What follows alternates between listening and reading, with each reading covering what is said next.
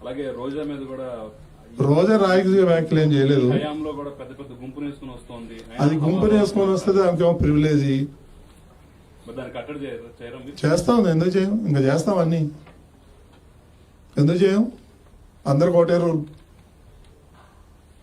నేను 15 రోజులు అంటే ఒక రోజు కూడా నేను వెళ్తే దర్శనానికి వెళ్ళను. ఎందుకు వెళ్ళను అంటే నేను వెళ్ళొచ్చే లోపల ఇంకో 50 మంది 100 మంది దర్శనం చేసుకుంటారు సామాన్య భక్తులు. వాళ్ళకి ఇబ్బంది కలగకూడదని నేను దర్శనానికే పోను. నేను అంత నిబద్ధతతో అంత క్లీన్గా ఉన్నాను. మా మీద బురద జల్లే ప్రయత్నం చేస్తాడు. నా దగ్గర అన్ని రికార్డు ఉంది. వీళ్ళు రోజుకి ఎన్ని టికెట్లు ఇచ్చినారని నా దగ్గర ఆ కోటలో ఏదైతే ఉందో ఆఫీసులు అవన్నీ వదిలిపెట్టిపోయారు. అవన్నీ నేను దాచిపెట్టా. ఏ రోజు ఈ దొంగలు ఎన్ని టికెట్లు ఇచ్చారు, ఎవరెవరికి ఇచ్చారనేది కూడా రికార్డు ఉంది నా దగ్గర. చేస్తాను. అది ఎన్ని వందల వేల పేజీలు ఉన్నాయి. ఈ పెద్ద మెంబర్ల కంటే ఈయనే కరుణాకర్ రెడ్డి ఇచ్చింది అన్ని. సుబ్బారెడ్డి, కరుణాకర్ రెడ్డి దుకాణం పెట్టేశారండి. ఇప్పుడు ఈ మన టూరిజం వాళ్ళకి 3000 నుంచి 5000 టికెట్లు ఇచ్చాడు రోజుకి. ఆ రోజా డైమండ్ రాణి అవేం చేసింది? ఒక్కో టికెట్ 5000, 6000, 7000. నేనే ఇక్కడ అమీర్పేటలో ఒక ట్రావెల్లో పోయి నేనే టికెట్ కొన్నాం. 500 రూపాయలకి 5500కి నా దగ్గర ఉంది ఇంకా టికెట్. నేను తీస్తే నమ్మరేమో అని నేను విజిలెన్స్ వాళ్ళు రిటర్న్ కంప్లైంట్ చేస్తే విజిలెన్స్ ఆఫీస్ వాళ్ళు కూడా వచ్చి 5500 ఒక టికెట్ కొన్నారు. ఇక్కడ టూరిజం కేసులు పెట్టాము, నడుస్తుంది. Own process. అందుకనే మేమేం చేసామంటే టూరిజం వాళ్ళకి టికెట్లు ఇవ్వము. మనం ఈడ మొత్తం గోవా, చెన్నై, బెంగళూరు ఎక్కడెక్కడ మొత్తం రాష్ట్రాల నుంచి టూరిజం మీద వచ్చేవాళ్ళు. నేనంటాను ఇది టూరిజం ప్లేస్ కాదు, ఇది పిలిగ్రిమ్ సెంటరు, భక్తులు రావాలి, టూరిజం కాదని మేము దాన్ని బ్యాన్ చేసాం.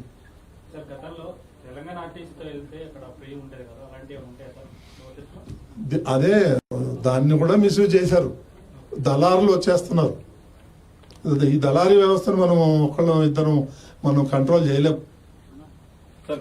కరుణాకర్ రెడ్డి మా వాళ్ళు స్లీపర్ సెల్స్ చాలా మంది ఉన్నారు కొండ మీద అని చెప్పేసి అన్నాడు. మరి ఉన్నారు ఐటు అగ్రి దొంగలు ఉన్నారు, పట్టుకుంటున్నాం.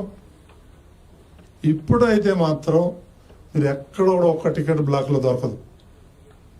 గర్వంగా చెప్పుకుంటాం మేము. అంత కంట్రోల్ చేసి పడేస్తాం. గత ప్రభుత్వం టీటీడీలో అన్ని మతస్థులని బాగా చేర్చిందని చెప్పేసి ఆరోపణలు ఉన్నాయి. వారి పరిస్థితి తొలగిస్తారా లేకపోతే ఏం చేస్తారు? అదే మాట్లాడుతున్నాము. వాళ్ళకి విఆర్ఎస్ ఇచ్చి పంపిద్దాం, ఏం చేయాలి, లేదంటే అక్కడ వేరే దానికి డిపార్ట్మెంట్కి గవర్నమెంట్కి సరఫరా చేయాలని. గవర్నమెంట్ వాళ్ళు మా దగ్గర ఎక్సెస్ ఉన్నారు, మాకొద్దు అంటున్నారు. అది సీఎంతో మాట్లాడి చేయించాలి. కొంతమంది వెళ్ళిపోయారు, కొంతమంది ఉన్నారు విఆర్ఎస్కి అప్లై చేయాలని. అప్లై చేశారు కూడా. వాళ్ళు మేము దశల వరకు పంపిస్తాం. 280 మంది నా లెక్క ప్రకారం. బట్ ఆన్ రికార్డ్ అయితే ఒక 40-50 మంది ఉన్నట్టు. మొత్తం అయితే ఏరేస్తాను. నేను భయపడే సమస్య లేదు, నేను వదిలిపెట్టే సమస్య లేదు.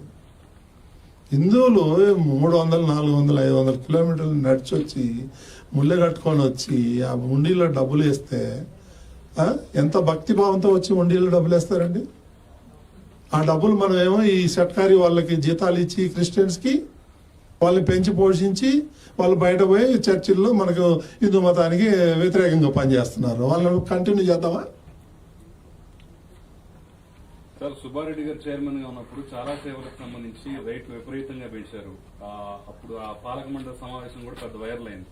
మరి మీరేమన్నా ఆ సేవలకు సంబంధించిన రేట్లు తగ్గించే అవకాశం ఉందా? దాన్ని ఒక లెవెల్కి తీసుకెళ్లిపోయారు. అది పెంచకూడదు, తగ్గించకూడదు, ఆ లెవెల్ మెయింటైన్ చేయాలి. లేకపోతే ఇప్పటికే వాళ్ళందరూ కూడా ఈ రకంగా ఈ వర్కులు ఇచ్చేసి 1000 కోట్ల వర్కులు ఇచ్చేసి దాన్ని భ్రష్టు పట్టించేశారు. మనకు ఇది కనుక లేకపోతే మైనస్లోకి వెళ్ళిపోతాం మన అకౌంట్లో. మొన్న మేము హ్యాండ్ ఓవర్ చేసుకునేటప్పుడు 38 crores పర్ ఇయర్ దేవస్థానం లాస్లో ఉంది. మేము అవన్నీ ఖర్చులన్నీ తగ్గించి ఇప్పుడు కొంచెం మిగిలిన బడ్జెట్కి వచ్చింది ఈ ఏడాది. అన్ని చర్యలు తీసుకుంటున్నాం. లేకపోతే మళ్ళీ వెంకటేశ్వర స్వామి మళ్ళీ ఎవరి దగ్గర వడ్డీ కాసులాడు, మళ్ళీ ఎవరి దగ్గర అప్పు పోవాలి మనం. ఆ పరిస్థితి ఉంది అక్కడ.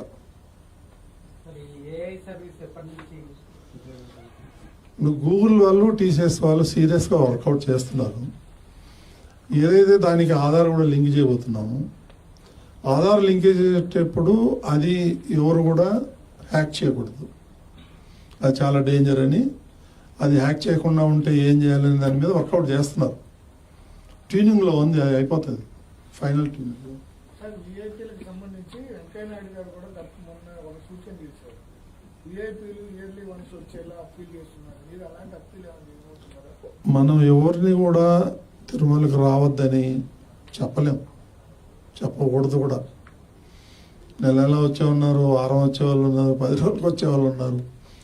మా దేవుడే మేము వచ్చిపోతామని మనమేం రెస్ట్రిక్ట్ చేయలేమండి దాన్ని, భావ్యం కాదు.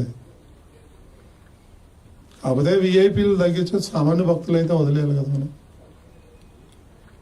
దానికి ఏదైనా ప్రోగ్రామ్ చేద్దాం. ఇప్పుడు మొన్న ఒకటేసారి 2 లక్షల మంది వచ్చేసారు. 85,000 మనం దర్శనం చేయించాలి. 2 లక్షల మంది ఏం చేయాలి? అక్కడ గొడవ, ధర్నాలు ఇవన్నీ జరుగుతూ ఉండేది. ఒక్కొక్కటి సాల్వ్ చేసుకుంటూ పోదాం. మనం అంతకన్నా ఎక్కువ దర్శనం చేయించలేము, ప్రొవిజన్ లేదు మనకి అక్కడ. అది మీకు ఏమైనా ఉంటే మాట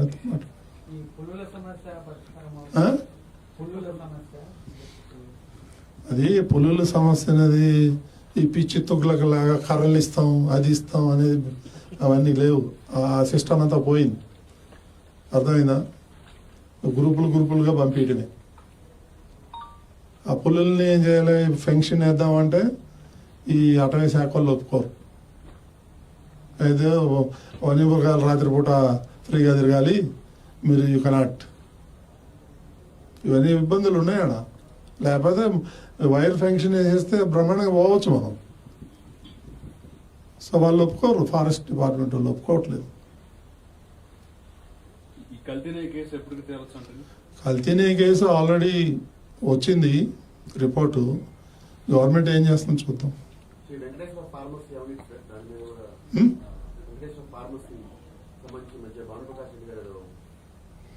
ఒకటేంటండి ఫార్మసీ ఇస్ ఎ స్మాల్. ఇప్పుడు మీ అందరికి తెలుసు, అక్కడ మొక్కుంటారు పిల్లలు పుడితే, నాకు కొడుకు పుడితే ఆయన వెయిట్ కాయిన్స్ వేస్తామని. అందులో కూడా 100-200 కోట్లు తినేశారు. ఇదే కరుణాకర్ రెడ్డి. లెక్క లేదు, పోరాడుతున్నాం, నోటీస్ ఇచ్చాం మననే. అట్లా నేను ఏదేంటంటే ఈ కరుణాకర్ రెడ్డి నాస్తికుడు, అది క్రిస్టియను, ఆయనకి భక్తి భయం కానీ భక్తి కానీ లేదు. ఆయనకి ఇష్టం. ఎట్లా మాట్లాడాడండి అప్పుడు గతంలో? పేపర్ కటింగ్స్ ఉన్నాయి మా దగ్గర. ఆ నల్లరాయి చెప్పులతో కొట్టండి, చెప్పులు దండేయండి. వెంకటేశ్వర స్వామిని మన దరిద్రం కాకపోతే వాడిని 2 సార్లు టీటీడీ చైర్మన్ చేశారు. ఎట్లా ఉంటుంది ఇంకా? అప్పులు వేషం వేసుకున్నట్టు వేసుకొని బొట్టు పెట్టుకొని నీతి మాటలు మాట్లాడి చేసేదన్నీ దొంగ పనులే. గత ప్రభుత్వంలో కొండపైకి అక్రమంగా మందు బాటిల్ కానీ ఇతర మద్యం అనుమతి లేకుండా కూడా చాలా తీసుకెళ్లినటువంటి ఆనవాళ్ళు కూడా ఉన్నాయి. ఎందుకు లేవు? అలాంటివి ఇప్పుడైతే బాగా చెక్ చేస్తున్నాము. ఏదైనా ఒకటి ఆరపోతే పోవచ్చు, మనకు తెలీదు. బట్ మాత్రం యాక్షన్ మాత్రం చాలా సీరియస్గా ఉంటుంది. అందులో మాత్రం ఏమాత్రం ఇది లేదు. ఎన్ని డిపార్ట్మెంట్లు, ఎన్ని మోసాలు జరుగుతున్నాయి అక్కడ. ఆ తట్టలు తెచ్చి పెట్టేస్తారు. ఒకవాడి దగ్గర 2 లక్షలు 3 లక్షలు ఈ కరుణాకర్ రెడ్డి తీసుకుంటాడు. ఒక చిన్న తట్టలాగా ఉంటుంది ఈ సైజు. అది పెట్టి అమ్ముకునేదానికి 2 లక్షలు 3 లక్షలు లంచం. అసలు యాక్చువల్గా లైసెన్స్ 700-800 ఉన్న 2000 తట్టలు పెట్టేశాడు. ఒక్కొక్కటి దగ్గర 3 లక్షలు. ఈ దరిద్రుడు ప్రతి దాంట్లో అవినీతి కరుణాకర్ రెడ్డి. మరి అది మరి జగన్మోహన్ రెడ్డి ఇన్ని మాటలు మాట్లాడితే, నీతి మాటలు, అది రాయొచ్చు కదా సాక్షిలో. 2 లక్షలు 3 లక్షలు తీసుకొని ఒక్కొక్క షాప్ ఇచ్చాడని.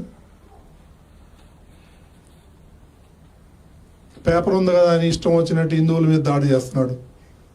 నువ్వు పోయి జెరూసలం మీద లేకపోతే వాటికన్ సిటీ మీద పోయి దాడి చేయి నీకు దమ్ముంటే. వెంకటేశ్వర స్వామి ఒకటే దొరికాడా నీకు దాడి చేయడానికి? ఎప్పుడో రోజు పాపం మండుద్ది, జనం అంతా తిరగబడతారు, హిందువులంతా ఊరుకోరు. లీగల్ నోటీస్ ఎంతకి ఇచ్చారు, ఎక్కడికి ఇచ్చారు? 10 కోట్లకి వేసామండి. సుప్రీంకోర్టు దాకా పోతాయి. ఏదైనా ఉడత బెదిరింపులో బీఆర్ నాయుడు బెదిరింపు ఉడత ఆవి అవి తమాషాలు చేయొద్దని చెప్తున్నాను. ఏం నా మీద 124A పెట్టాడు. ఏం పీకాడు జగన్మోహన్ రెడ్డి? ఏం పీకాడు అంటున్నా? రాజద్రోహం. ఆడొక రాజు, నేను ఒక ఆయనకి ద్రోహం. ఏం ద్రోహం చేశామండి ఆయనకి? రాజద్రోహం కేసు పెడతాడు. పిచ్చి పిచ్చి ఆటలు వేస్తున్నారు.